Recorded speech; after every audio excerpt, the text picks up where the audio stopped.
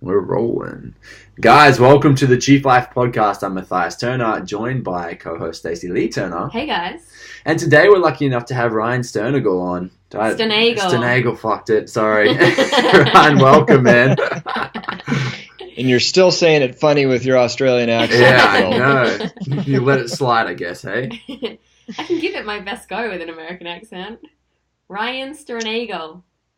That's good. Oh, That's good. All right. Well, and it's funny because you guys you stole my sister.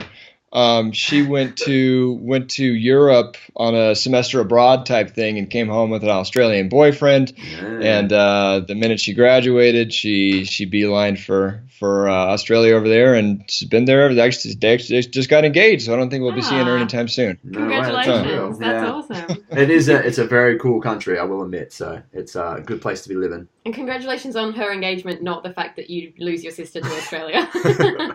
Well, it's definitely a place that I've always wanted to go. So this will have to be the excuse to get over there at some point. Head on over. Yeah. Whereabouts are they? Sydney, the greater Sydney area, and I talked to so many Australians, and they all want to know like exactly where, and I Not sure. I don't know. It's all good. Somewhere. It's all within a half-hour drive of each other. So Yeah, exactly. So, Ryan, I guess to give you a bit more of a welcoming or a bit more of a background around you. So, you're from the Stern Method. You run a podcast called My Kid Cures Cancer, and Now integrative answers to cancer. okay, cool. So, whenever I've looked for that's like as of Monday, so no worries. Cool. Okay, that makes sense. So by the time this airs, it will be integrative answers to cancer. Indeed. Yeah. So the whole brand used to be My Kid Cures Cancer. Everything was My Kid Cures Cancer. And now the kind of overall brand is the Stern Method. We'll spare you guys the details of the long, painful rebranding process and how we landed there and all that. But the podcast is specifically just talking about integrative, natural, approaches to cancer. Awesome. Yeah, it's unreal. And so you've got quite the background, man. Like, I mean, it's something that a lot of people who come into, I guess, the education realm in this kind of lifestyle, like we tend to all have a bit of a background, but yours is one that's a bit heart-touching, I guess. And I'd like to maybe just get you just to dive in a little deeper into your story, Ryder's story, and tell us about what's happening for you guys. Sure. Yeah. So for just a little over 4 years ago now, my wife Teddy and I were already pretty well into the, I don't know, whatever you want to call it, the natural health, eating organic, buying natural products and all that stuff. We lived kind of the standard lifestyle before that, but then just when we started thinking about having a kid, it was, I don't know, you start watching documentaries and that sort of thing and realize that all this stuff matters. And so we were definitely headed down that path.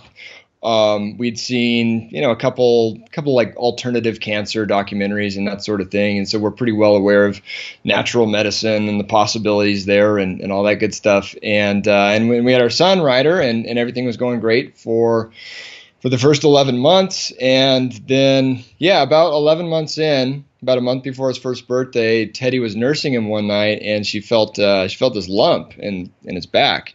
Like you couldn't, she had me feel it and I felt it and he had to be bent over just the right way, but it was definitely there. And, she was worried and I was trying to be the, it's okay, husband and father type guy, but it was concerning. And so we took him to his pediatrician, which was like a naturopathic pediatrician. We thought we were doing everything right and all that good stuff. And about that time, like when we felt the lump, we started thinking about other stuff and realized that, there were some things that were adding up for us that everyone just kind of said, it's they all develop at their own pace, that sort of thing. But like this was a month before his first birthday. He wasn't crawling and he was barely even pulling himself up.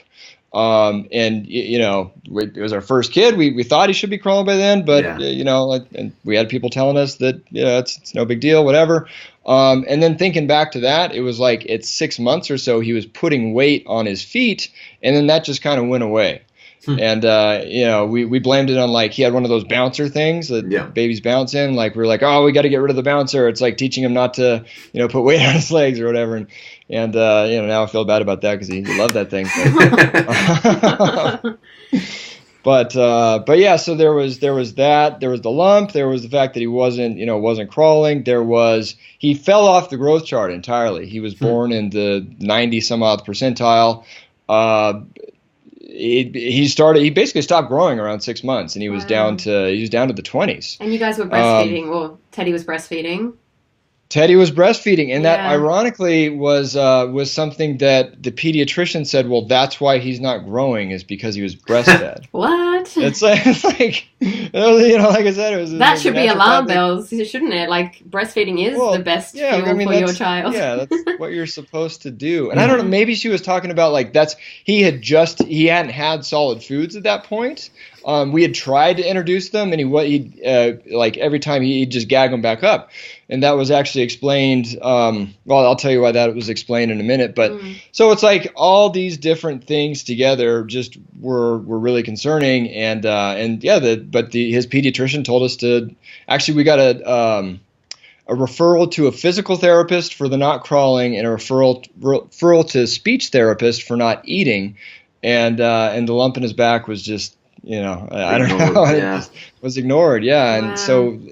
But we went home, and immediately it was like, no, something's not right here, and we kept pressing, and got back in there, got referred to a hospital, and then the hospital it was a physician's assistant that we saw, and he took an X-ray and saw that Ryder was constipated, and that was another really thing that was concerning us. Come to think of it, was he'd been super normal all of his life, regular, and then these past 3 weeks he just stopped pooping. Another really weird thing, but he took an X-ray, did some blood work, and didn't see anything outside of the constipation on the X-ray, and said to come back in 6 weeks. And so again, we called right, I think that was like a Thursday or Friday, and we called back like Monday, just please get us an ultrasound, something, just let us find out what this lump is. At that time, were you guys considering cancer? Because lump automatically makes people think of that, or? Yeah, we hadn't. I think it might have entered my mind right away, right when the word lump was in the picture, and then we were just kind of, I don't know, thinking about all sorts of things, and people were throwing. I think our chiropractor, we'd had Ryder adjusted his whole life, and they threw out the word lipoma, which was fatty lump. a fatty tumor, more or less, but that is not cancerous, and so they were convinced it was lipoma. That made me feel better for a little bit, and but yeah, so in between, I think when we got sent home from the hospital is when things were really building up for us, and Teddy was playing Dr. Google, and she had neuroblastoma diagnosed pretty confidently before we even got that ultrasound. And neuroblastoma is it's a childhood cancer of the nervous system. It's a childhood cancer of the nervous system. And so, we went back in and finally got an actual doctor, got an ultrasound, and sure enough, that showed a mass. And then from there, now we need to rule out neuroblastoma, is how they put it. So then we got an MRI, and the MRI was supposed to last 45 minutes, and 45 minutes go by, an hour go by, an hour and a half goes by, and we're seeing all the nurses with really concerned looks walking by, and it was, we pretty much knew at that point. And the doctor and the nurse came in, and they were crying, they had tears coming out of their eyes, and they said, the lump that you guys feel is just the tip of the iceberg. And they actually said that, the tip of the iceberg. And so it was, there was the tumor was inside of his spinal canal, and it was bigger than his kidneys, and it was just completely compressing his spinal cord. You couldn't even, the top down view, it was like looking down, spine, tumor, and just you just could not see anything but tumor. So that explained, why he wasn't crawling, because his cord was just pushed over to one side. And then he had a couple secondary tumors. They had all metastasized into his hip bones and his spinal canal. It's the vertebrae itself. And so it was stage 4 neuroblastoma. It's not full on. Wasn't a good day. Yeah. Stages only go to 5. Is that correct? No, four's Four's the top. highest. Yeah, okay. Yeah. I knew it was up there. Far out. So at that point, I guess obviously you guys were like super scared and obviously looking for some answers on how to find a solution. Yeah, yeah, and you know, like I had said, we had already seen a couple, you know, documentaries on natural or alternative or whatever we want to call it ways of addressing cancer, and in that time that, you know, we were kind of sure that it could very well be cancer. We had already just been like, let's just play it safe and just start pretending it is cancer, more or less, and so we're prepared if it is. And so we, even before we got the official diagnosis, we had already been just like ordering supplements like furious, and just starting to get this stuff in him, just because you figured it, you know, at worst he just got a lot, you know, we just spent hundreds of dollars on supplements, and at best we got a few days head start on everything. Yeah. And yeah, so I mean, we definitely did hit the ground running as far as just doing anything and everything we could, to bring our boy back. And you know, there's the whole, I don't know, alternative versus conventional, whatever. You know, that's I have a podcast that's all, you know, people talk about, is just all the different ways of healing cancer. And you know, not even all the alternative people agree with each other. In fact, nobody agrees with each other. And did you decide on a path that was half conventional, half natural, or did you go completely natural? Yeah, so I mean, we were pretty gung ho on, we're just going to beat this naturally at first. And I don't know how it is in Australia. In the States, you don't, you know, you find out pretty quickly you don't really have that choice, so to speak. Yeah.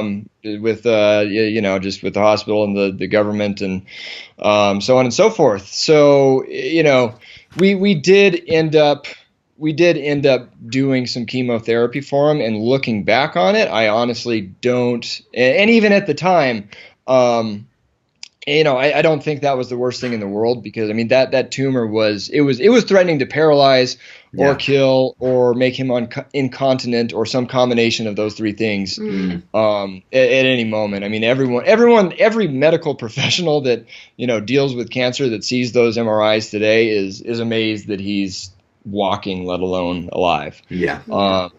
So I mean, the tumor did need to be shrunk, but we were just doing everything we possibly, just, you know, I mean, just list off, you know, a supplement that's probably good for cancer. We were doing it. We actually got you know, kids and even adults, when they go through chemotherapy and they start losing their appetite and they start looking all emaciated and sick and everything, that's when they'll put a feeding tube in them, like in their nose. There's the ones you have to get the surgery for in your stomach as well. But yeah, so we saw these kids walking around with feeding tubes, and at first we were like, oh, that's not going to be my kid, you know, we're going to beat this without a feeding tube. But then we started, you know, like all the juice we were trying to get into him, all the supplements, just juice and supplements, really. We realized that, you know, a feeding tube was like our best bet for that sort of thing. So actually, before we ever got a round of chemo, we you know, we demanded a feeding tube be placed, and that was even like a fight with the hospital. They're like, you know, why do you want a feeding tube? You know, he's eating fine right now. He hasn't had any chemo yet. And we're like, well, exactly. You know, set him up for success. Yeah. And so, you said, you know, juicing, you were doing your own juicing of raw fruit and veggies. Yeah. So our hospital room was like nothing anyone had ever seen before. We had like, you know, a huge, like our big Berkey water filter. I don't know if you guys have Berkeys over there, but you know, just really high grade water filter. We had literally a juicer inside of the hospital room, and like you know, like coolers full of produce. Like, you know, we just had a literal just juicing operation going on in there. And surprised you didn't have people lining up to order freshly squeezed juices from you. Yeah. But yeah, you know, the nurse is like, oh, you're making your own feeds? Like, yeah, you can call them feeds. Yeah. So I mean, we were just, you know, pumping the juice and the supplements in, and he was, you know, consequently the best looking kid in the oncology ward. And I hate to, you know, like brag or whatever, but I mean, it was just obvious. I mean, it just, you know, it's sad walking around that place and you see, you know, you see the snack cart going around with like the Oreos and you know, just all this stuff, and it just knowing. Yeah, and just knowing what we know about, just about what's good for the body in general, let alone the fact that like that processed sugar is just going straight to the cancer. Feeding cancer, yeah. Yeah, what they use. It's what they use for their PET scans is sugar. It goes straight to it. So yeah, but I mean, all that being said, he did great. We never the thing that you don't hear about, or that no one prepares you for with cancer is like, they say the chemo is going to be rough and all this stuff, but then there's like all the other drugs that like you start going down this rabbit hole or this downward spiral or whatever, and it's not just the chemo. It's now they want to give you these artificial immune boosters to make sure that your counts are high enough so you can make it to the next round.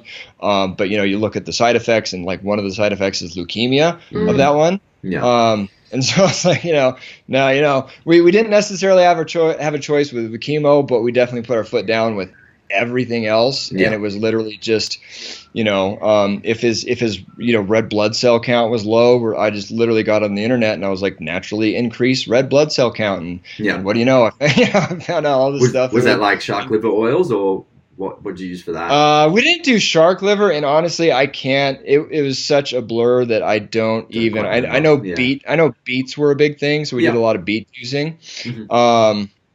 Yeah, you guys are the workout nutrition experts. You probably know better about how to. I actually know what they used to do. So, for instance, back on the battlefield, they used to get some beets and they'd juice them, and they'd get the yolks from the eggs and mix them all in together, and that was like a we did do a lot of we got some egg yolks in there too. Come to think of it, yep. So I mean, we did the best we could, and it was a full-time just operation. I was a sales guy, and thank God my work, they didn't hear from me for like a couple months, but the checks kept coming in, and we're grateful to them to this day to just give us that time to just get our act together. But we did great, and the reason he wasn't eating, someone came in from cardiology and said, we're looking at your son's scans, by the way, and he's got a double aorta as well, which is wow. So we all have on our heart, we have one like main artery, the aortic arch that comes off of it that feeds the rest of the body. I guess fun fact of the day for you: when you're in the womb, you have like several of them, and then they all kind of dissipate or form other branches or whatever. But every once in a while they don't, and so they were actually wrapped around his esophagus and his trachea and like compressing, and so that's why he couldn't eat foods. That was that was a whole nother thing that so that wasn't linked to the cancer in any way. Well, what's your definition of linked to the cancer? Like obviously something went fundamentally wrong along the way. You know what I mean? Our bodies are all connected, so yeah. So someday I'll have the time to really geek out, and I'll find the connection there or something. But yeah. But so I don't know. We were going through it. We had our ups and downs, and then at some point it got to be, well, how much is enough? When do we need to stop, or when can we stop? And that's where we really started butting heads again with the hospital. It just we heard different stories on how much chemo he was going to have, and he was flying through, like progressing better than he was supposed to with that amount, and so. Mm-hmm.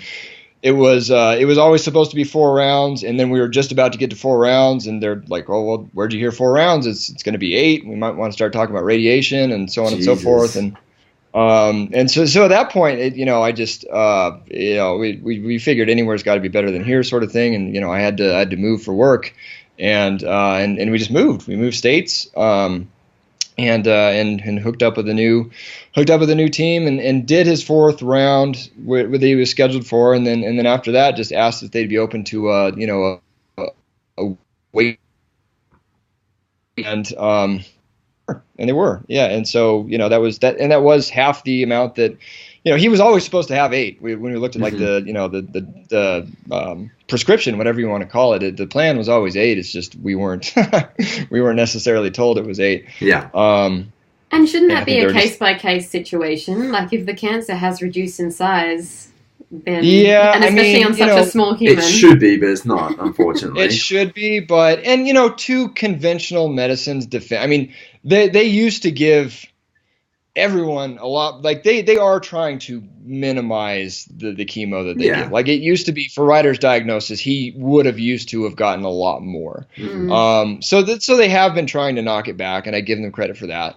But yeah, it should be case by case. But I mean, the protocols are set by, we've seen this many kids with these specific, prognosis markers do well on this many rounds, and so we're going to go with that to be safe. And so I don't know, I get it from there. And there's a lot of, kind of covering your rear with childhood cancer. Like no one wants to be the cowboy and do anything different, because then if a kid dies and they had done something different, then that's going to be a big deal. So, and that's even a problem on the natural side too. Nobody really wants to touch you on the natural side either for that reason. So it's tough.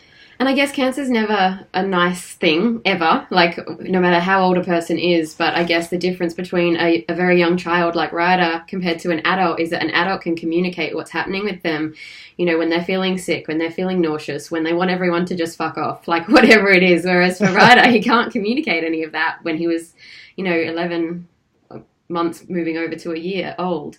How did you go with that side of things? Were you guys quite tuned in with him intuitively to know what he needed?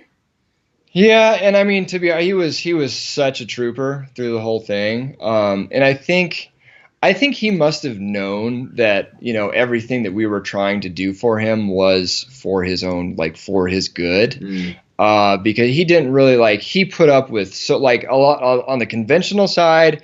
He put up with just nightmarish, they can't find his vein, and they're getting poked like a million times, and just all these vitals checks at 3 a.m, and we eventually put a stop to that too. Same as the medicine, same as the extra medicines, but because sleep's so essential when you're healing. Yeah, exactly. The hospital, and then when you get into EMFs, and we were already pretty well tuned into, why you wouldn't want to be exposed to a whole ton of electromagnetic fields. Yeah. We had a little meter, and it's just off the charts in the hospital, of course. Yeah.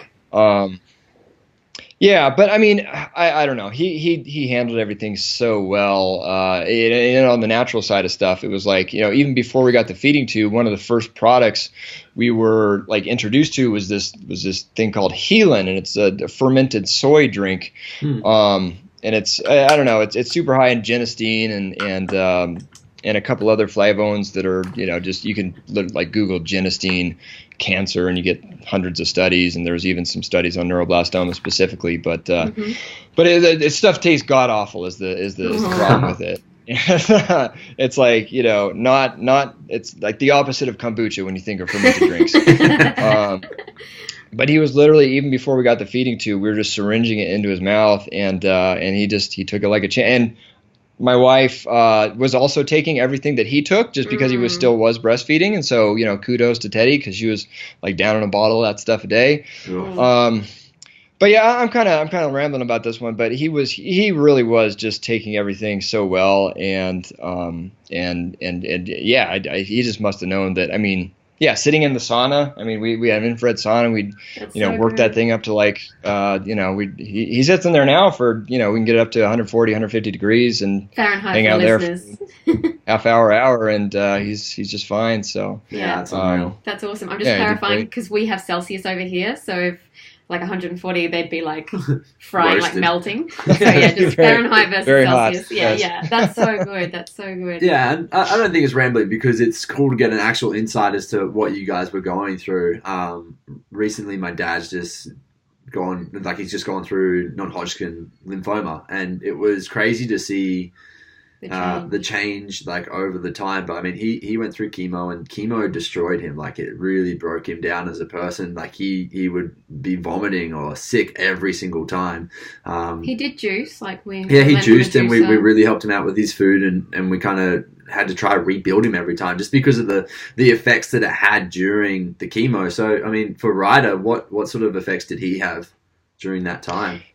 He did lose his hair, which I think actually turned out to be a blessing in disguise for him, because he was coming in with like red curly hair. He was born super dark, and then all of a sudden, like, my wife's dad had red hair, even though I only knew him with white hair. But back when he back when he had colored hair, it was red, and so Ryder picked that up, I guess, and he was, it was like red curly hair, and we were actually in denial about it. Like, like people would be like, "Oh, you got a little redhead." They're like, "No, it's maybe blonde. Strawberry blonde." Yeah.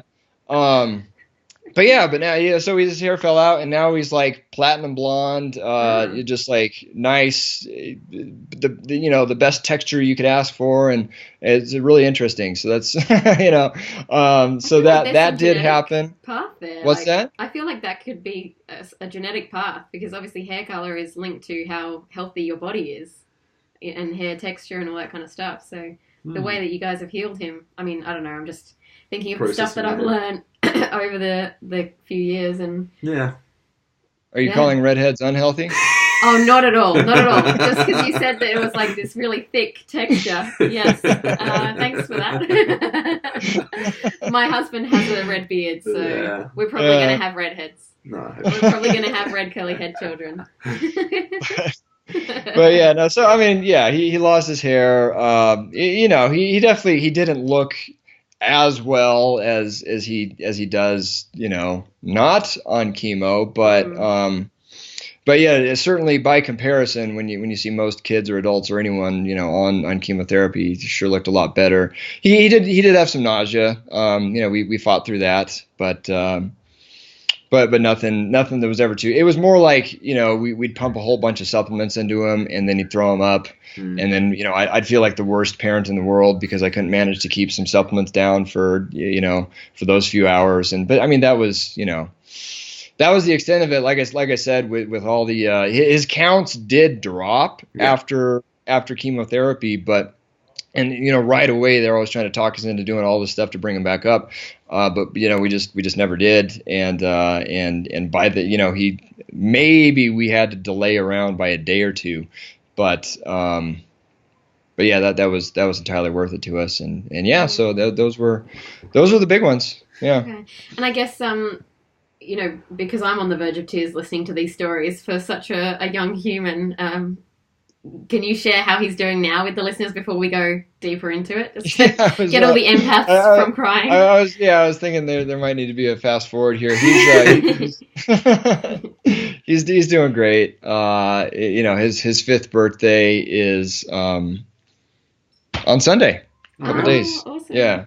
Yeah. And so it's like every birthday, obviously any birthday to any parent is special, but I mean, we're very, very, very grateful of every birthday that goes by. His first birthday, it's like my birthday is right before his birthday. I just had my birthday, but both of us spent it was my 28th birthday, 28th or 29th, one of those two, in the hospital. And his first birthday was also, we were both inpatient in the children's hospital ward for both of our birthdays. And, so each one since has been really cool, but yeah. So like I was starting to say earlier, the new team was okay with a wait and see approach, and that's what they called it, to make them feel good about it. And honestly, that's, even when we did have the choice, it was like, well, because he was like, well, I would still, they were really cool, but they were like, I would still do more, and can I get you to do some more, and blah, blah, blah. And that's, when we did have the choice, like, oh crap, do we want to stop? But I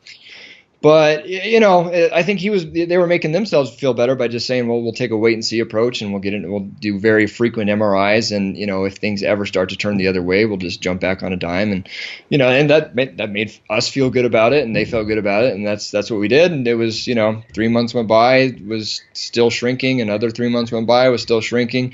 Bumped it out to 6 months, still shrinking, just on and on and on. And today, the secondary tumors are gone. All the metastasis to all the bones are gone. There's the big one is still tissue there. It's maybe 5% of what it was to start, and just with how big it was to start, they say that more often than not, they'd actually be surprised if there wasn't any scar tissue residual there. But yeah, I mean, it hasn't lit up on any. We haven't done a PET scan for a long time, but MRIs, you can still kind of see activity, and everyone's pretty well convinced it's just kind of dead, dormant scar tissue at this point. And he'll actually have the longest we've ever gone is this last one. So we've got an MRI scheduled for early June, and that'll be a whole year in between scans. That's the longest we've gone. So it's we're super, we feel really good about where he's at, and we've been on. We've been on it. It's not like we've just stopped everything, but there's still, there's scanxiety is the term, Yeah. So I mean, you're 4 years deep through, I guess, maintaining good results, and I think a lot of people kind of think of it as like they can just get rid of it and then they're done and they can go back to their lifestyle. The shitty diet exactly. But I mean, something that you've done is you started a podcast and you've delved deep into like this whole subject around cancer and trying to cure cancer and things like that. Educate others. Exactly. So say for instance, someone found out they've been diagnosed with cancer. What are some of the things like that are very evident to you from doing the podcast? Like, okay, these are things that we should start as a process. Like, is juicing one? Is fasting one? Like, what are the steps you think are very good natural ways? Yeah, it wasn't. I mean, just like flooding your body with nutrients is kind of, just like have that picture in your mind. And for us, it was always, especially with kids, people are scared they're going to like give them too much curcumin or something like that. For us, it was like if the oncologists aren't scared to literally inject this huge bag of poison into my kid's veins, then I'm not really going to be too concerned about giving him a little extra, vitamin C and he gets the runs or something like that. You know what I mean? Yeah. And that's even for, I see adults going through that too, like for themselves or for a loved one. It's like, well, how much am I supposed to? And there aren't like, I'll back it up. I was about to say there are no good answers for dosing. There are, you can find dosages places. Here's a couple. So this book right here is, I can't believe I actually have these sitting around, Naturopathic Oncology. It's by a guy named Neil McKinney. And this is kind of like an encyclopedic, just it has any supplement that you could, that you're on Google or blogs or whatever, you hear about all these different things. And that was our problem. Like, you hear curcumin or ginger or resveratrol is good for cancer, but it's like, all right, how much do I do? So this book has a lot of good info on there. Another one, and this one gets into actually like the treatments and stuff, this is really new, but it's called Outside the Box Cancer Therapies. And this guy right here, Dr. Paul Anderson, and this one actually gets into, like all the different like IV type things you can go to for cancer, IV vitamin C, ozone treatments, all these different things. So this Dr. Paul Anderson was our naturopathic oncologist. And it turns out he was, I started going to all these different integrative conferences, a couple of years out, just wanted to learn all I could. And he was actually the guy teaching all the other naturopathic doctors like the best way to approach cancer. And we just happened to land on him, which was really cool. But that's awesome. So yeah, I mean, just absolutely flooding your body, and that, juicing is huge.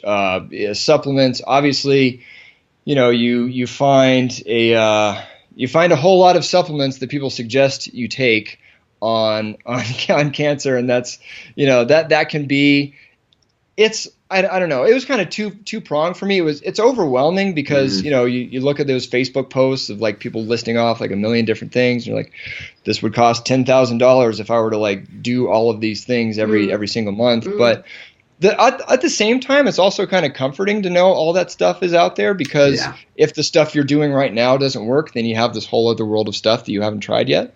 So that's good. And then also, like, I found just breaking things down into categories was really big. So it's, I know I want to boost the immune system. So let's be sure to have them on 1 or 2 really good immune boosting products at all time. I know I want to, you start researching cancer, you find out it's the mitochondria is pretty heavily involved. It's more of a metabolic disease. And so I want to, be trying to boost his mitochondria and, increase his metabolism. So let's have him on a couple of supplements that boost that. I want to kill the cancer cells specifically. So, and there's all these different products, that will kill cancer cells. But again, you can't do all of them once, but, let's rotate through a couple of those. And then you can go, like what I did was get on PubMed, which is where they, store all the, one of the places they store all the different medical research, journal articles. And I would take, so there was no info on neuroblastoma with, you can get on alternative cancer blogs or whatever and find a lot of information on breast cancer or stuff like that. But neuroblastoma, there's nothing.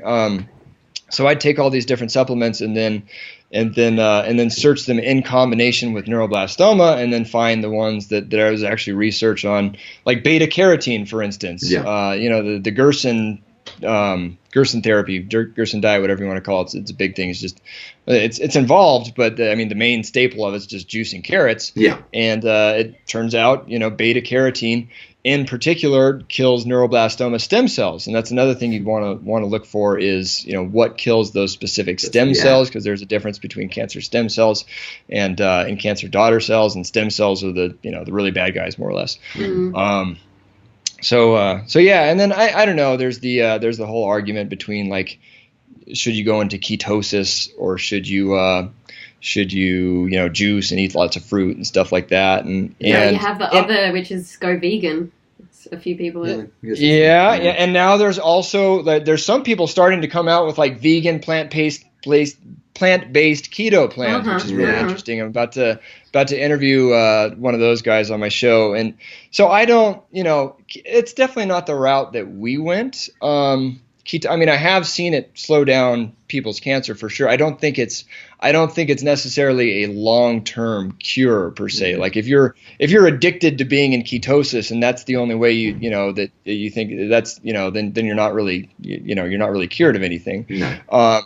But for me, on the flip side, like, I am a man of faith. I believe in God and all this stuff. And it's just like, when you find all these different nutrients that are in these different fruits and like the beta carotene thing with the carrots, for instance, and like that specifically, that would seem like a really, really cruel joke to hide all of these different nutrients inside, the thing that you couldn't have. I don't know. To me, I always kind of view, and obviously we talked about processed sugar being bad, and it is, that's terrible. But for me, it was always, I kind of viewed the natural fruit sugars as like the Trojan horse that's going to deliver all those goodies in there and, nutrify the good cells and kill the bad ones, that sort of thing. Yeah. I don't know. I could probably talk about this all day, but, detox is a really big thing. I mean, you mentioned like fasting earlier. It's not something that we did with our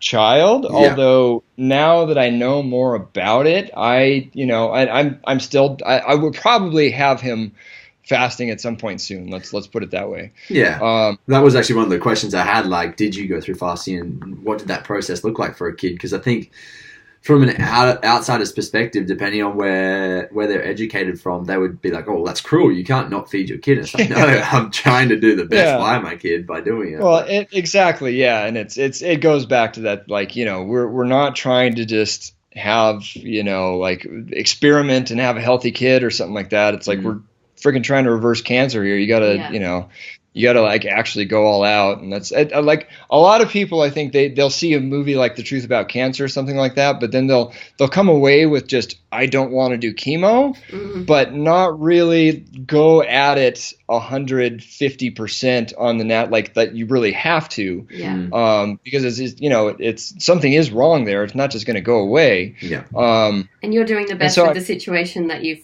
have before you. Yeah. So that being said, I mean, so Ryder has we've done a lot of intermittent, like very compressed eating time windows with him and that sort of thing, and that's what I tend to practice on a daily basis anyway. I Mm-hmm. feel the best on that kind of diet. And it's funny because it's usually like the keto people are the ones advocating for the intermittent fasting and the Gerson, you want to be eating all day. I won't eat till 2, and then I'll have like a banana and an apple and a peach, and then I'll go back to not eating for a little while. So you don't have to be the high fat thing, but No. I love fat too. So not exactly. fat. He has gone intermittent, and but for adults, or even if I were to go back, I think that's probably that, like, God forbid if I ever had to, do this for myself, that's probably the first thing I would do is a very, very, very, very long water fast. Like, me, like, it'd be a couple weeks, but that's because I'm already kind of used to intermittent fasting. Maybe somebody might want to build up to that or something like that. But well, I mean, like, I don't know if you've heard of the Tolmans at all, Don Tolman and Tyler Tolman. Cowboy it rings a bell. Yeah, so that's pretty much like the protocol they use for helping people cover not only or recover from not only cancer, but they cure things celiac like disease Lyme's and celiac and stuff like that. Like, they'll take them through a protocol of 21-day fast, and it's a water fast with, I think they're allowed black coffee in the morning, and they pretty much have like a whole heap of vitamins throughout the day, and that's about it. And then they go into a juice phase. They go into juice phases from there, and it's they've seen a lot of really good results from it. And they have doctors on site to take all the tests and make sure everything's moving in the right direction. That's really cool. I'll have to. Are they in Australia? No, Tyler's in Bali, and Don is in America. I don't know where he's from. Arizona, maybe. Yeah. So Tyler is Don's son. Yeah. And they're both doing a similar thing, but they've kind of gone off in their own separate directions with it. Yeah. No, I'd look them up and have them on the show, probably. Definitely. Yeah, look at them. Awesome stuff. But, I mean, I guess we learned more about the fasting and the juicing from them a few years ago. And you can probably speak to this a bit better, Maddie, but talking about how the fasting helps to create new stem cells, healthy stem cells, rather than obviously the bad ones that you were talking about with the tumor before. Yeah, you get a whole new immune stem cells. Yeah, and it's interesting. If you talk to anyone who's ever done like a 3-day fast or more, a lot of people would say, well, aren't you like just energy less? Like, aren't you just so tired? And it's like, no, as the fast goes on, you actually get full of energy. Like, you get more energy from fasting. And there's something in that. And without having tried it, I think people are always scared of it. Yeah, exactly. Scared of it, or on the other side of the fence saying, no, it definitely wouldn't work. It's like, and in nature, animals will fast when they're injured because it helps them to heal faster. So, I mean, definitely both sides of the coin there, with obviously, as you were saying, like flooding the body with nutrients is super important. But then there is something to be said about fasting. And then the other piece is energy is kind of a broad word, but it's something, it's everything really, right? I mean, where you break us all down, you break the table in front of me down, it's all energy. Yeah. And so I've taken that more and more and more seriously as the months and years go on, and the more I just kind of incorporate everything I learn about life and the way the world is in general, and like kind of mesh that with what I learn about cancer and how people heal and so on and so forth. But I mean, just energy medicine in particular is something that I've never discounted. In fact, we use a couple energy medicine devices. We have these Tesla lights, and they produce different healing frequencies and that sort of thing. But so I mean, there's that side of it is just actually getting into energy medicine. But then kind of the flip side of it is you could call it more of the emotional, spiritual piece of the whole thing. So do you do things with like sound healing, light healing? Like what therapies are you using?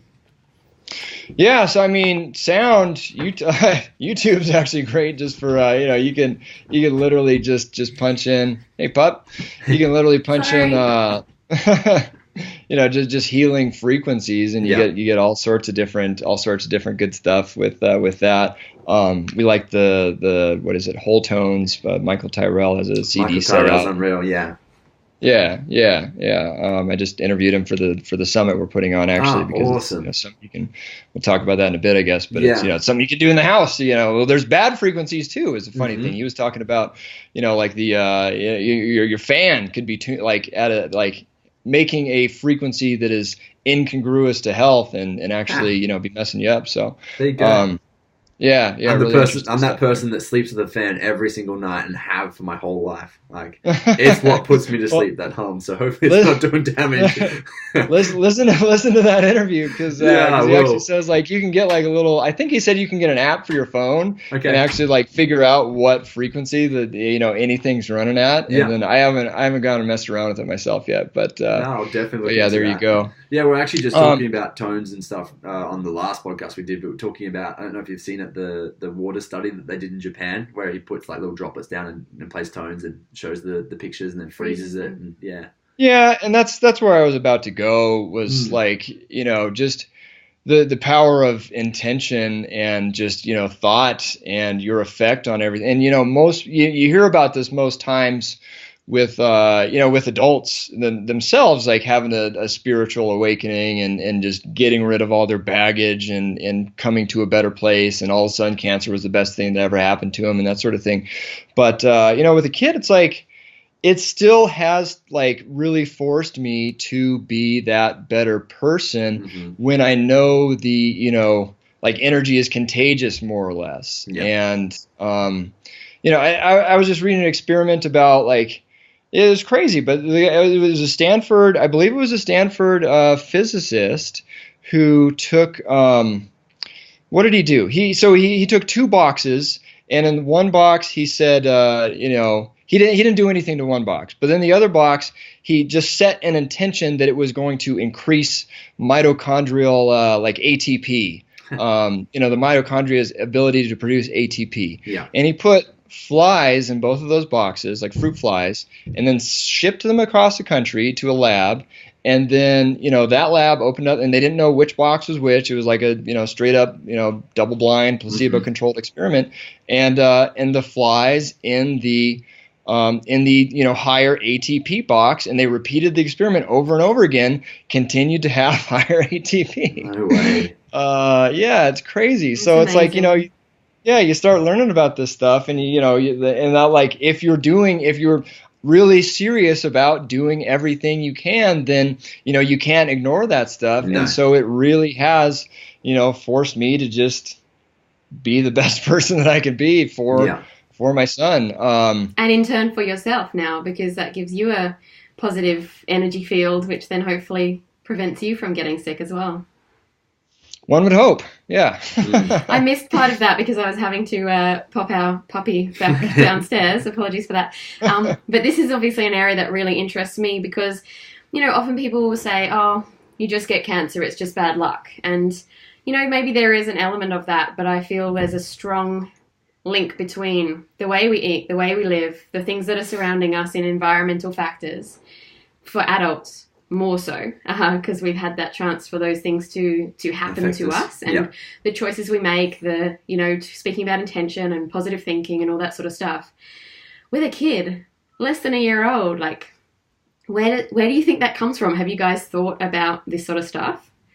Oh yeah, and you know, it's not funny, but you know, there's kind of the argument from the conventional side or whatever that, well, we're keeping you alive longer now with our modern medicine, and so you're more likely to get cancer because you're living longer. But I mean, that doesn't explain, one, why the age of diagnosis in general, like, you know, 20-year-olds never used to get breast cancer, but now they're getting breast cancer all the time. You know what I mean? But that really doesn't explain, you know, why childhood cancer, why my son was. You know what I mean? Yeah. Because this was something that he was you know, was developing in him from birth. And so it's, you know, I think it's like anything. It's, you know, you watch all these health documentaries about whatever the subject is, and like you see, you know, if it's about like all the chemicals in our environment now, it's you know, oh, look at this graph, it's the chemicals were introduced and, you know, cancer rates go up. But then you look at, like, you know, you watch a documentary about EMF and it's like, look at this graph, how the, you know it's like the same thing, and like modern farming practices, and you see the graph again. So it's, you know, it's all of the above. It's just all of the above. You know, and it's all, the world is also a more stressful place than it used to be. You know, I don't I'll never know, but Teddy, my wife, did have kind of a stressful. It was one of those the jobs trying to get her to quit so they wouldn't have to pay her maternity leave or deal with a pregnant woman or whatever, and they just made her life just straight miserable in work, and it got to her, and I could see it on her face every day when she got home, and we eventually we took her out like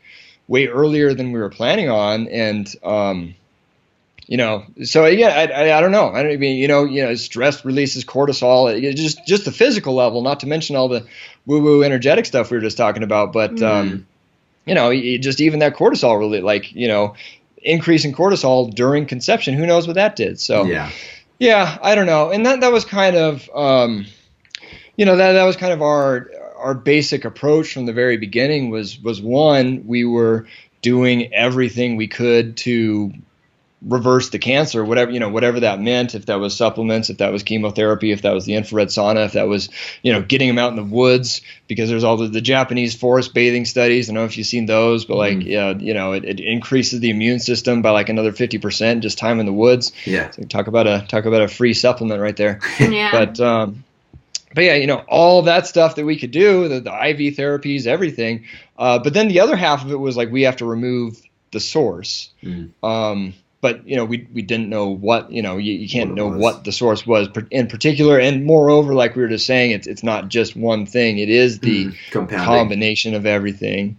I mean, it's crazy when you start learning about that, that you can, heavy metals inside of you can resonate with the electromagnetic fields that you're exposed to and cause like a whole new kind of bad, inside of your body. I love that very scientific term. I'm going to actually start using that now.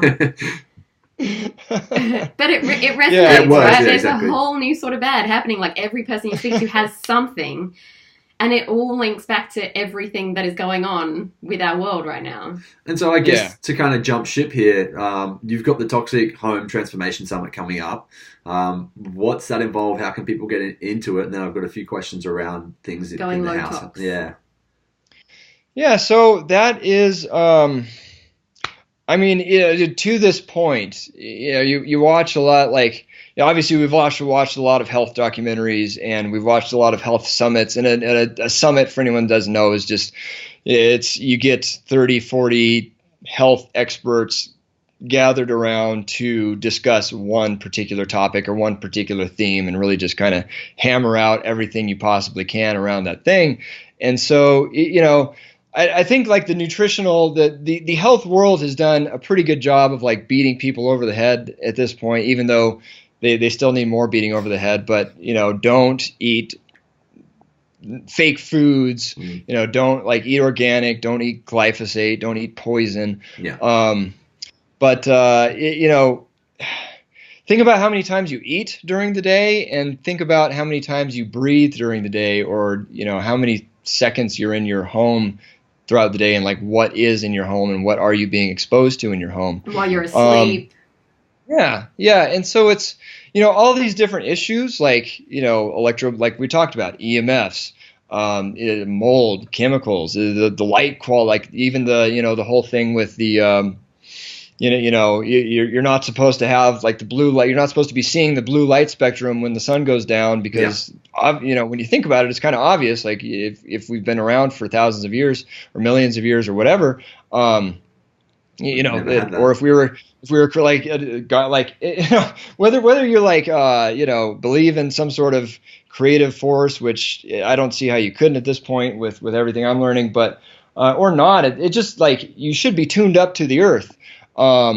And so, it's kind of obvious that you shouldn't be getting that light when the sun goes down. But now we have these artificial lights that, from the minute we wake up to the minute we go to sleep, we're getting blasted with them. Yeah. So it's all of these different things, the sound, just everything that we just realized that nobody really views their home quite as they don't put as much emphasis onto what's going on in their home as they might with what's going into their mouths, what's on their plate. And we figured this would just be a really good way to kind of, I think it's going to be the missing link for a lot of people is when they can really see all of these different things that they can do inside their home to, to have their home stop hurting them, really. Yeah. There's actually been some studies conducted, and it's pretty much that a lot of people's, I shouldn't say a lot, but people's homes can be up to 3 times more polluted than the outside air, which is like, those numbers are all over the map. Yeah. I mean, I see up to 3, I see 3 to 7. I see, in cases where it's really, really, really bad, like they have a mold problem or like just a crazy chemical, it can be like hundreds of times worse. Yeah, exactly. So it's, I don't know. I really think that getting, everyone to really think of their home in this way, the same way that we're starting to think of our food now as a collective consciousness in society. I really think that's going to be the missing link for people. So that's exactly what we've done. So we've got people in there talking about EMFs. We've got people in there talking about chemicals, just, all the different personal care products and, cleaning products and all that stuff, things that would be common to have like heavy metals in them that you should avoid. They talk about furniture, just, the off-gassing of all the different building materials. Like we're building our own house in the middle of the woods right now because we've taken this concept to, it's the only logical conclusion for us was to build our own thing. And that's what we did. But that like if you get like a new chair or a new couch or something like that, and you're not careful about it, like that thing will be off-gassing chemicals for the next several years. Yeah. So you've been researching into certain materials that are not going to be harmful. Yeah. Yes. And, ironically, it's not even that much more. It's a little more expensive, to build a house with non-toxic manure, but not like, not a crazy amount. Yeah. And when you flip it and put it into perspective of it's healing, not harming, then you're actually saving money because you're not going to have to pay for as much healthcare later on. Yeah, that, and I mean, people literally are on the summit talking about like DIY cleaning methods that are, less expensive than buying a bottle of the conventional stuff or whatever. Yeah. And on the healing, not harming front, there's also, there is some, on the flip side of it, it's not just removing all of the environmental toxins. It's also, there's some fun like supercharging stuff on there. Like my interview with Razzie Berry, she runs NDNR, Naturopathic Doctor News and Review, and the Naturopath. She got me really excited about crystals. Like, I have to go find a whole bunch of crystals. There you go. Yeah, they are all over my desk. A bunch of EMF blocking ones. Yeah, it's funny because I one time, I think it was for our anniversary last year, Teddy was stressed out about something, I forget what, and I was like, maybe I'll go get her some like healing stones or whatever. And I actually found this little shop down in Salt Lake City. We live in Park City, Utah. Yeah. I found this shop in Salt Lake that they sold crystals and stones and stuff. And you walk into the place and like, I felt the energy in there, you know what I mean? And so it's like, and I kind of, I picked her up some stones and whatever. But it's like, oh man, what if I just had huge crystals all around my house? Like that would be awesome. She also got us excited about houseplants. Like we've had, and I've known this for a long time. And we've acted on it that plants can purify your air. It's like, nature's air purifier. Yeah. But take that to the extreme. She was talking about having a plant every 100 feet. So I mean that's I think we're going to up our houseplant game as a result of this. And it's funny because I've put so much thought into all this stuff that I thought I wasn't really going to learn anything. But it's you get 35 health experts talking about any one subject, and I don't care how much research you've done, you're going to learn something. I guarantee it. Definitely. And is this an online summit or is it a face-to-face attendance? Yeah, no. So the summit, The Toxic Home Transformation. The website's just thetoxichometransformation.com. You guys can, I'll give you the link in the show notes. Yeah, perfect. But yeah, it will be starting June 25th, and we'll be running 5 or 6 talks a day for a week until we get through all the different interviews. And we did, it's when you ask people about this, obviously we tried to get them to just talk about EMFs, like Mercola. Yeah. Dr. Mercola's on there. He did pretty well at just sticking to EMFs, and then we talked about the light thing for a little bit. Ari Whitten, if you're interested in the light thing, Ari Whitten did a really good interview on light. But yeah, so we try throughout the 7 days to group them into topics, but it's like this interview we've talked about like a million different topics. Yeah, exactly. Yeah, we've sprayed a fire hose there. So I mean, some of the things we're talking about, can you maybe list like just a few of the harmful cleaning products that people should maybe be aware of? Like, is that something you can dive into a little bit more, Ryan? Cleaning products, I mean, yeah, just anything that is a cleaning product that isn't a natural cleaning product. I mean, anything you buy from the local supermarket. Yeah, I mean, if you're just going into the random supermarket or box store or whatever and just getting whatever's on the shelf there, I mean, it's just, I'm not like the science guy that can list off all the different chemicals and what they do, but I mean, it's going to be guaranteed to disrupt your hormones. They're going to be carcinogens in there. It's just, and there's really no reason for it. You know what I mean? Yeah. I guess that's the thing is you can go on to like, and I'm sure most of the brands are like, at least a good deal of them are available in Australia, but Environmental Working Group, EWG.org. Yeah. I mean, you can go on there and they have pretty much every different cleaning product just straight up rated. Yeah. In terms of, and it's like, there's just no reason not to get something that isn't composed entirely of plant materials that you can pronounce and you know what they are on the ingredients. They're just not. So with the DIY side of things, did you guys go down the essential oil path? Or yeah, we had Dr. Marisa Snyder on to talk about that. We had Dr. Eric Zielinski on to talk about oils, and they both I mean, I'm not a good just memorizer of different blends and concoctions and stuff like that, but they did a really good job just going down everything you can do with essential oils. And I mean, then that's like another supercharging thing is why not have an essential oil diffuser going on in your house 24/7. Yeah. I interviewed literally. I was just gonna say that literally the liquid crystals of the earth, essential oils. Yeah.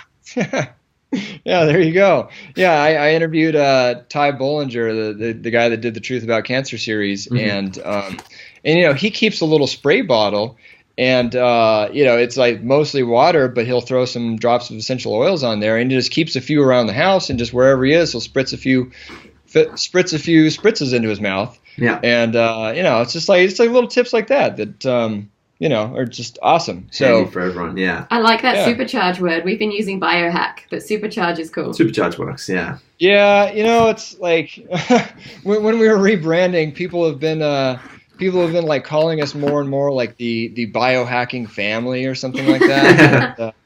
I don't know. It's at the same time, I'm like, I feel like I'm not a computer and I don't want to be like hacked. You know what I mean? I just want to be radiating health. And it's funny because awesome. I guess like the word biohack is like it's being used more and more and more, but realistically, it's just like a healthier way of living. And it's really, shortcuts. I mean, Ben Greenfield describes himself as a biohacker, and he's on the summit. But I mean, at the end of the day, he's just puts a whole lot of thought into what is the absolute healthiest thing I could possibly do. Yeah, exactly. And that's kind of what cancer does to you too. I mean, you start off just, all right, I got to go get IV vitamin C. I got to go get all these supplements. But I hear an infrared sauna is good. I'm going to get one of those. But then, I mean, once you start really diving into it, it's you start learning about the metabolism, and you start learning about detoxification and this whole energy thing. So it's really, I mean, there's that too. It's you really at the end of the day, you're just trying to figure out how is the body supposed to function and what might have gone wrong along the way, and how can I fix it. And the adversity that you guys have gone through has pushed you to find all these amazing things.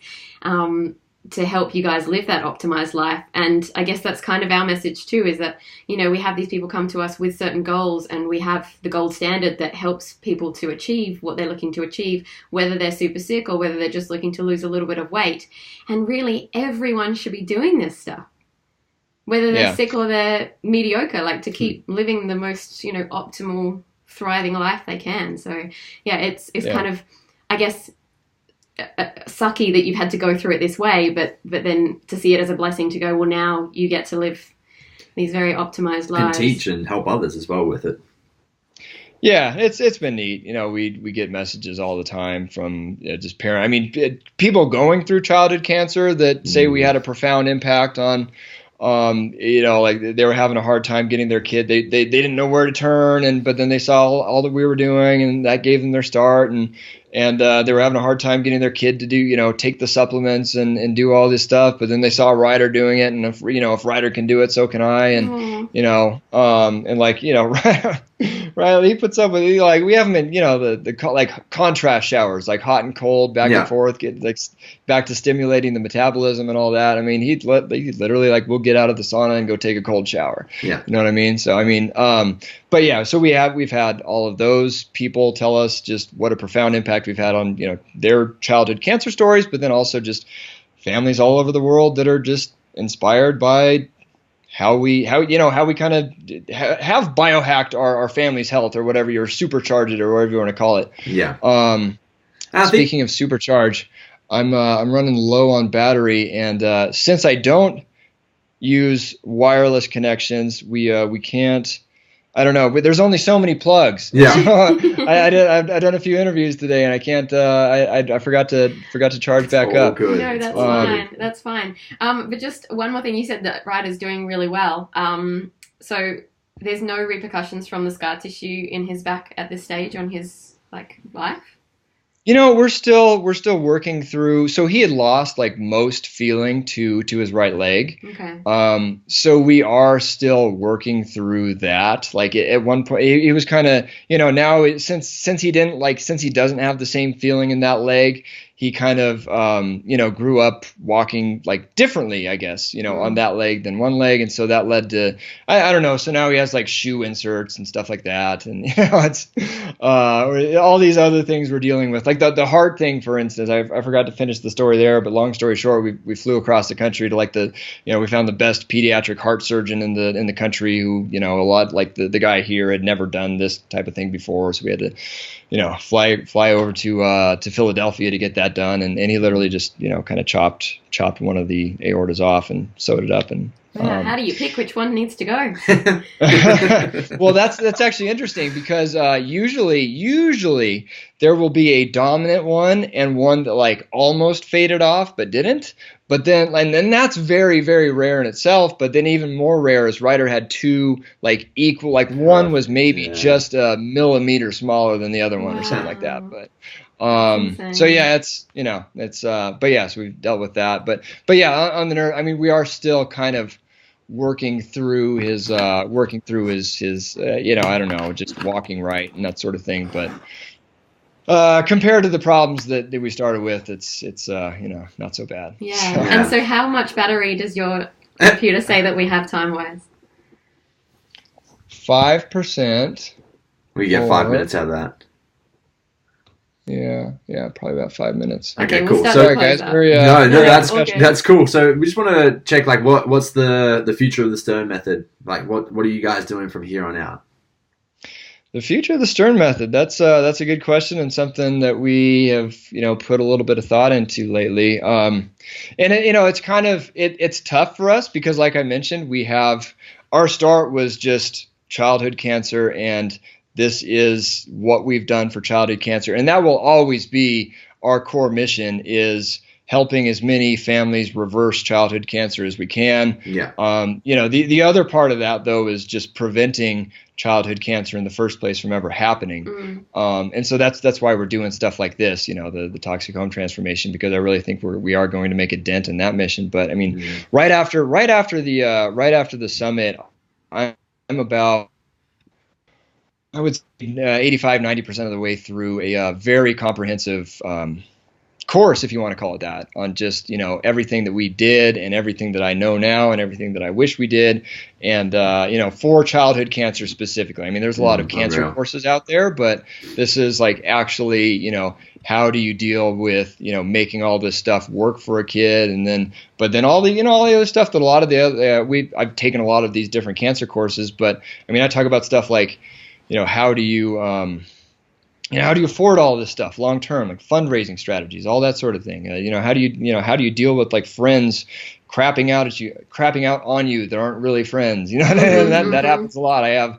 a whole new set of friends now than I did before this whole thing. Real friends. So it's yeah. So it's, I don't know. We're really excited for that. That's going to be the first order of business after we get done with the summit, and then after that, I mean, we're just looking forward to. I recently unexpectedly parted ways with my day job, you could say.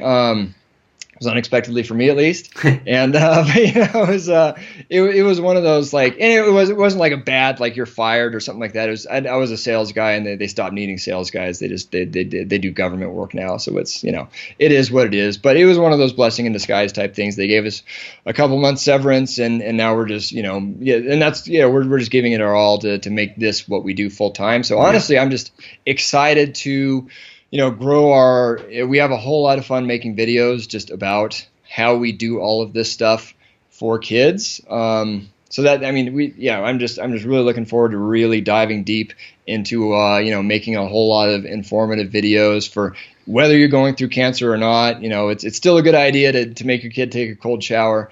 Exactly.